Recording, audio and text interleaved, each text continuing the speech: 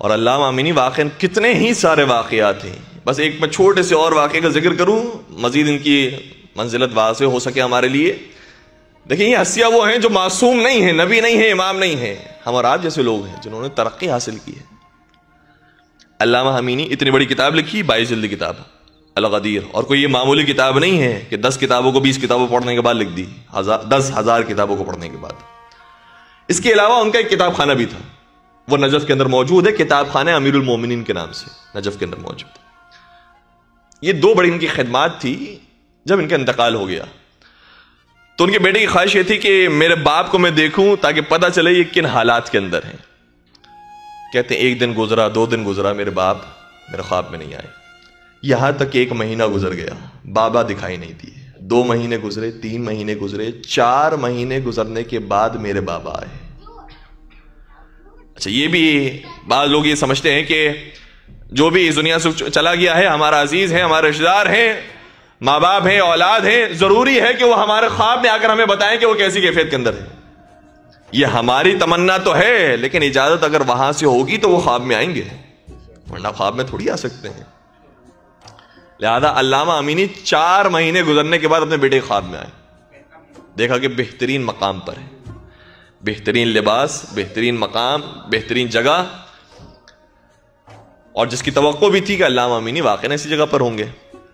سوال کیا کہ بابا جان آپ کو یہ مقام کیسے حاصل ہوا, کتاب الغدیر کی وجہ سے؟ فرمایا نہیں. سنیں گے.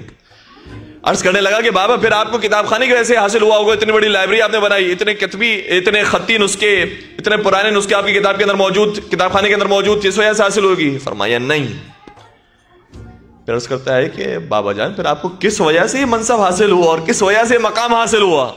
علامہ امینی نے جواب دیا میں نے بہت سی چیزیں پیش کی, لیکن کہا کہ اس کا حساب و کتاب بعد میں ہوگا. صرف ایک چیز کا حساب و کتاب ابھی ہم کر سکتے ہیں اور اس کی جزا ابھی دے سکتے ہیں. وہ کون سی چیز ہے؟ وہ حسین ابن علی کی زیارت ہے. کہ جو تو حسین کی زیارت پر جاتا تھا اس کا ثواب ہمیں معلوم ہے اس قدر زیادہ ہے کہ ہمیں پتا ہے کہ اس کا ثواب اتنا تو بنتا ہی ہے, لہذا وہ تو ابھی سے دے رہے ہیں.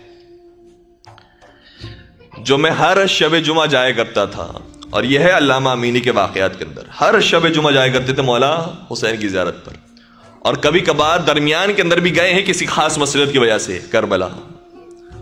کہا کہ جو میں ہر جمعہ جایا کرتا تھا, ہر شب جمعہ جایا کرتا تھا مولا حسین کی زیارت پر, اس کی جزا مجھے ابھی پوری جزا نہیں دی ہے, اس کی کچھ جزا مجھے ابھی دی ہے کہ میرا یہ مقام ہے. بیٹے نے کہا کہ بابا جان حالات ابھی کچھ سخت ہیں, کیونکہ علامہ امینی کی وفات تقریباً آج سے 50 سال پہلے ہوئی ہے. کہ عراق کے حالات سخت ہیں, وہاں پر ہر کوئی نہیں آسانی سے جا سکتا, مولا حسین کی زیارت کرنے کے لیے کربلا نہیں جا سکتا. بابا بتائیے کہ ہم کیا کریں, ہم تو مولا حسین کی زیارت پر نہیں جا سکتے. علامہ امینی نے جواب دیا جہاں پر بھی حسین کے نام کا چراغ جل رہا ہو تو وہاں جا کر بیٹھ جاؤ, تمہیں حسین کی زیارت کا ثواب ملے گا. یہ ہستیاں ایسی تھی, علمی طور پر بھی ان کے مقابلے کا کوئی نہیں, عرفان میں بھی ان کے مقابلے کا کوئی نہیں. یہ پاک و پاکیزہ ہستیاں, پروردگار ان کے درجات مزید بلند فرمائے اور ہم سب کو بھی ان کے ساتھ محشور فرمائے.